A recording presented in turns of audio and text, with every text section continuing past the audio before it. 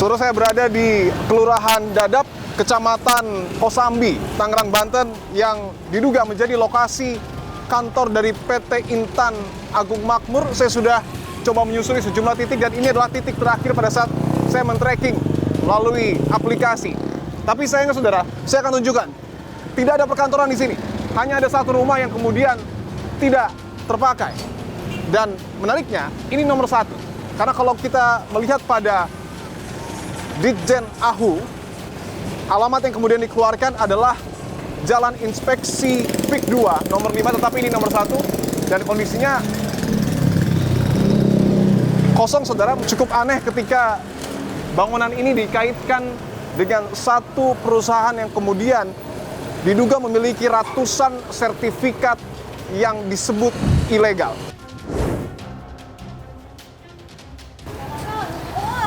Bu, izin Bu, Dipo Kompas TV Bu.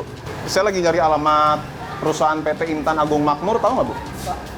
Nggak tahu. Tapi di sini ada perkantoran nggak sih? Kantoran nggak ada. Perkantoran tutup. Oh, saya akan coba tanyakan ke salah satu warga lagi, saudara. Dipo Kompas TV, Pak. Ya. Izin tanya, Pak, saya lagi nyari alamat kantor perusahaan PT Intan Agung Makmur. Pernah dengar apa? Ya. Kalau ini area perumahan warga aja? Iya, warga di Rumala ini kan Rumala. Oke. Perkantoran ada di sini? Nggak ada. Sama sekali nggak ada?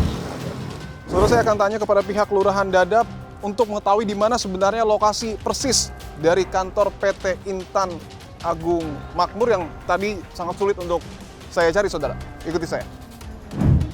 Soal yang PT Intan Agung Makmur, kan di Ditjen AHU itu alamatnya Inspeksi PIK 2 nomor 5, Pak. Tadi kita cari-cari, nggak ketemu. Itu ada nggak alamatnya Pak sebenarnya, Pak? Ya, kebetulan kalau di lokasi di Dadap itu nggak ada perumahannya sih, nggak ada kantor. Oh, nggak ada kantornya? Iya. Nama perusahaan itu Bapak tahu, Pak? Belum pernah kenal, belum tahu.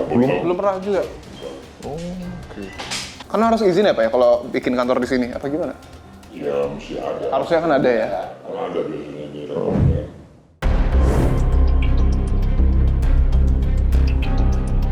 Sementara itu, kantor PT Cahaya Inti Sentosa di Jalan Kampung Melayu Timur, Kabupaten Tangerang, Banten yang tim kami datangi juga berkondisi serupa, di mana alamat tersebut berada pada sebuah ruko di kawasan pergudangan yang berdampingan dengan tempat fitness atau gym. Tidak tampak adanya pekerja di dalam bangunan tersebut, sementara pekerja di tempat fitness atau gym juga tidak berkenan memberikan keterangan.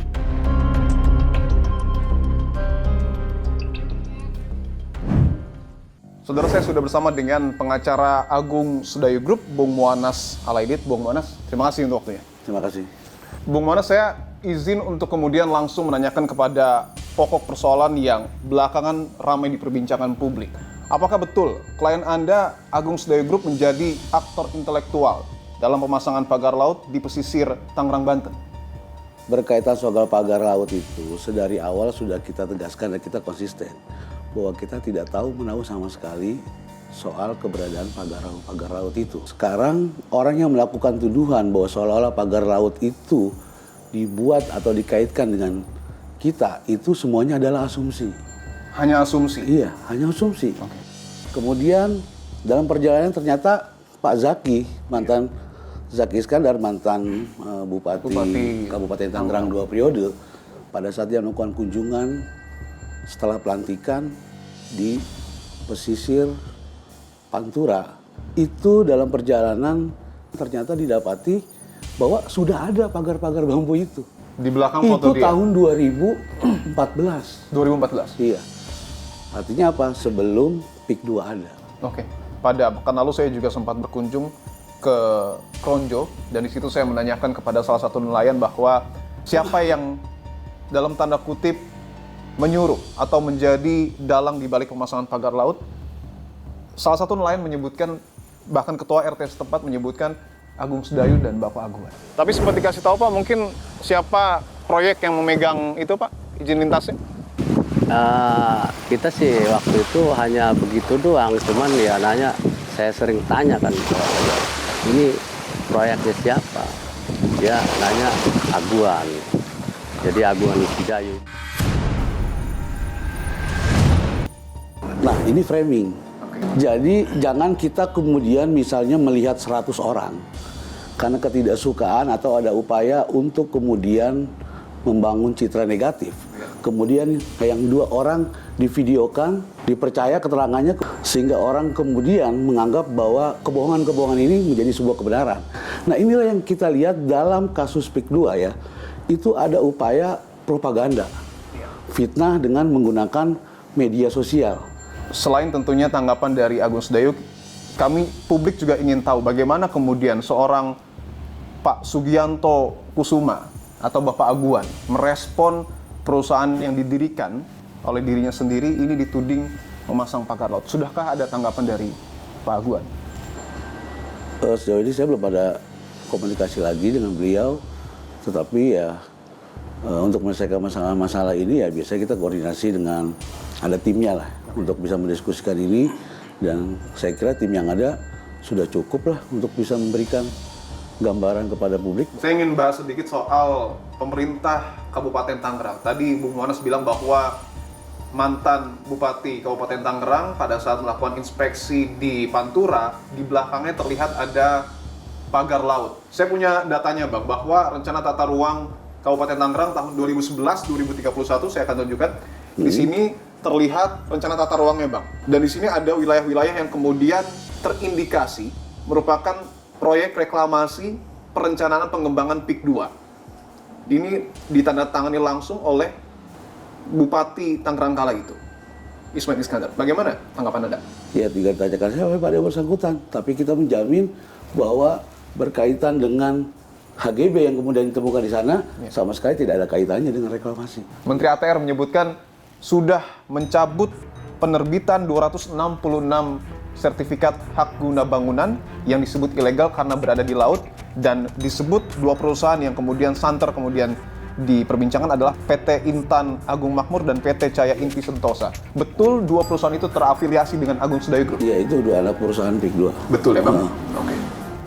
Artinya ada kesalahan prosedur atau bagaimana Bang? Karena sertifikat yang kemudian diterbitkan di laut. Kalau Anda mau melihat misalnya dokumen, surat, itu jangan dilihat existingnya dia di laut. Gitu loh. Karena apa? Karena kita ini beli lahan, ya. Jadi beli itu dari rakyat, ya. Berdasarkan GIRIK tahun 1982. 1982. Iya. Jadi itu adalah tambak dan sawah.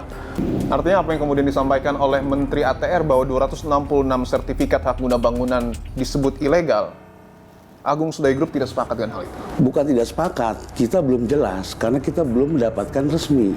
Belum dapat surat resmi keputusannya? Iya, belum dapat surat resmi.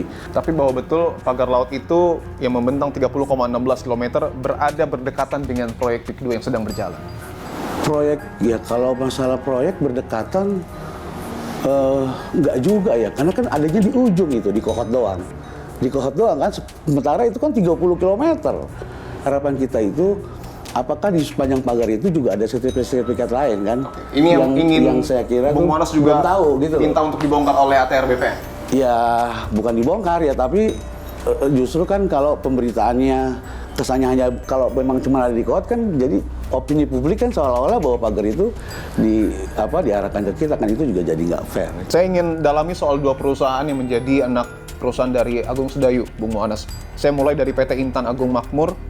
Di informasi yang kemudian kami peroleh dan kami himpun, bahwa apakah betul direktur perusahaan merupakan seorang bernama Beli Jalil dan komisaris perusahaan adalah Freddy Numberi, mantan Menteri KKP dan juga Purnawirawan TNI Angkatan Laut?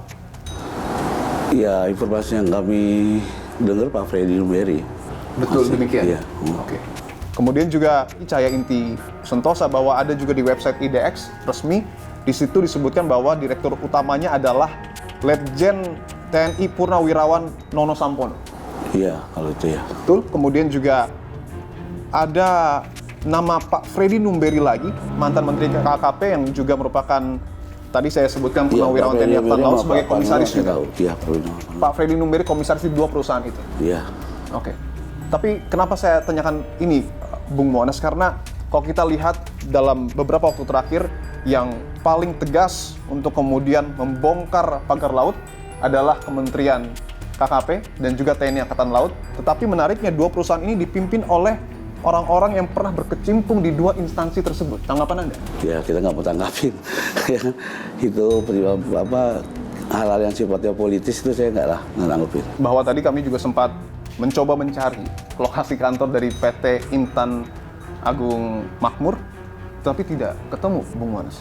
Ya, nanti dikoordinasikan aja dengan teman-teman dari PIK 2. Tapi dapat dipastikan bahwa kantor tersebut yang terdaftar di Ditjen AHU betul ada bentuk fisiknya? Ada, kita jamin ada. Apakah betul dalih PSN ini digunakan untuk kemudian memasang pagar laut, meskipun Anda sudah membantah bahwa pagar laut itu bukan bagian dari Agung Sedayu? Ya nggak ada kaitannya. Tidak ada Karena kaitan. itu di luar wilayah PIK 2, proyek juga di luar wilayahnya PSN juga pagar-pagar itu. Saudara, saya sudah bersama dengan Sekjen Koalisi Rakyat untuk Keadilan Perikanan, ada Mbak Susan Herawati. Mbak Susan, terima kasih untuk waktunya. Terima kasih banyak. Mbak Susan, sebelum kita mendalami apa yang kemudian terjadi polemik soal pagar laut dari sebelum dibongkar hingga dibongkar dan masih menyisakan berbagai macam persoalan, saya ingin minta tanggapannya dulu. Ketika kemarin akhirnya pemerintah dan TNI kompak untuk kemudian membongkar pagar laut, tanggapan Anda gimana, Mbak? Pertama-tama kita alhamdulillah ya mereka akhirnya kompak gitu. Semuanya kompak untuk turun gitu ya, coba untuk membenahi carut marut pengelolaan pesisir di Indonesia gitu ya. Mungkin kalau saya pribadi entah mau bersyukur atau bersedih gitu ya, karena memang kenapa baru sekarang gitu, setelah 30 kilo ini terbongkar, tapi sebenarnya masih banyak PR. Kenyataan pahit yang kita harus terima adalah ternyata ada HGB dan SHM Betul. di atas perairan. Betul. Saya ingin tanyakan, Mbak, ketika pagar laut ini menjadi polemik, viral di tengah masyarakat, dan timbul pertanyaan, apa yang kemudian terjadi? Mengapa pagar laut yang begitu panjang bisa terbangun atau terpasang dengan sangat, dalam tanda kutip, teratur? Apakah kemudian ini hanya semata-mata ada kelalaian pengawasan? Kalau kelalaian pengawasan, apakah memang ada pengawasannya gitu? Itu pertanyaan intinya. Sebenarnya kalau melihat dari runutan waktunya, Agustus itu udah ada tim turun juga gitu. DKP tahu kok gitu. Iya. Terus udah gitu juga ada pelaporan dari masyarakat. Kalau saya tanya kawan-kawan itu mulai dari Maret sebenarnya. Ataukah memang tadi pertanyaannya ini ada yang ditutupi gitu. Ada yang coba untuk dibenahi sebelum kemudian disahkan ini menjadi satu barang atau project, mega project gitu. Oke.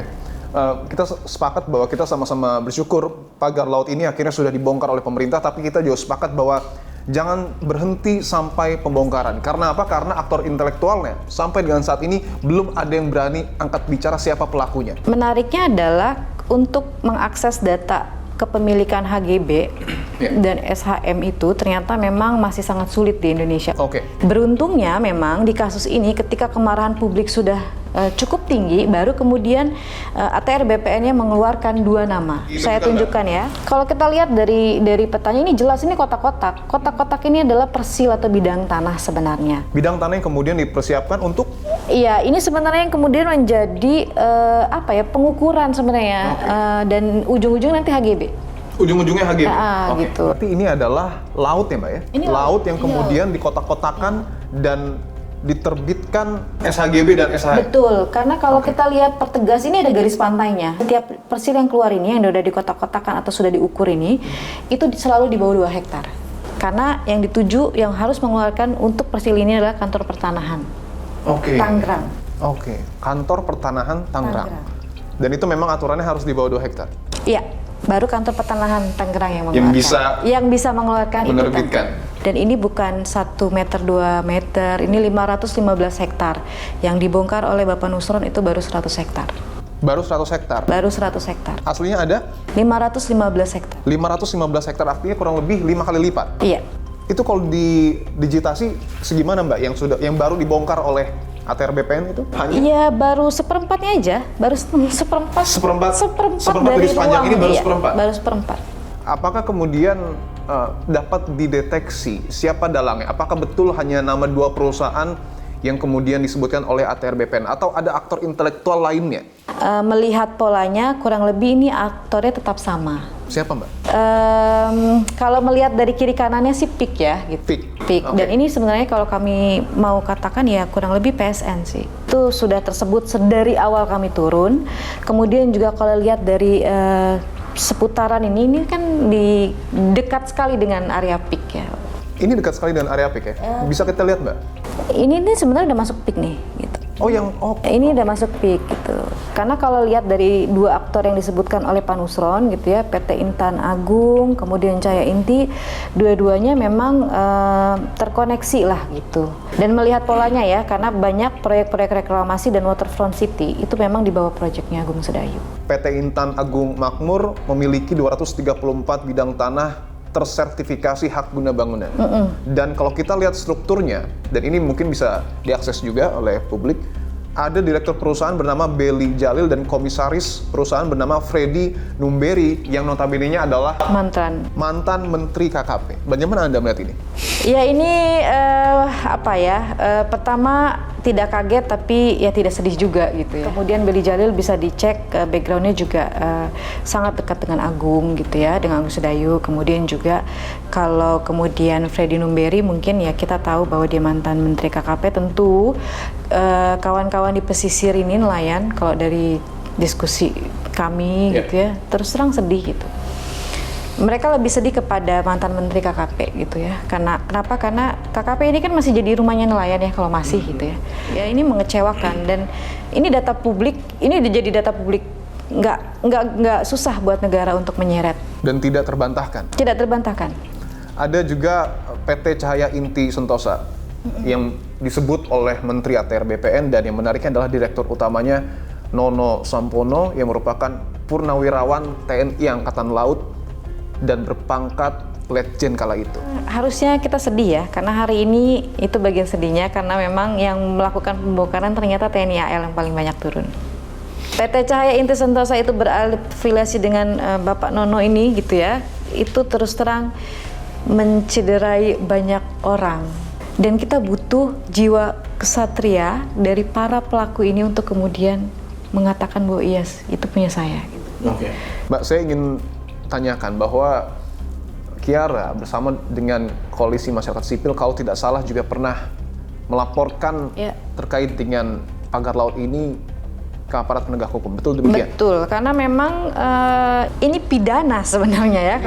Kalau kami lihat ini pidana karena ada pengerusakan gitu. Untuk pihak terlapornya Mbak? Ada nama-nama yang kita laporkan, ada Hali Hanafi, ada Encun, Mandor Mehmet, ini orang-orang kita, ada Arsin, ada Sandi yang kemarin mengatakan ini swadaya, ada PT Agung Sedayunya yang memang tersebut. Ada PT Agung Sedayu juga? Iya, dilaporkan oleh kita.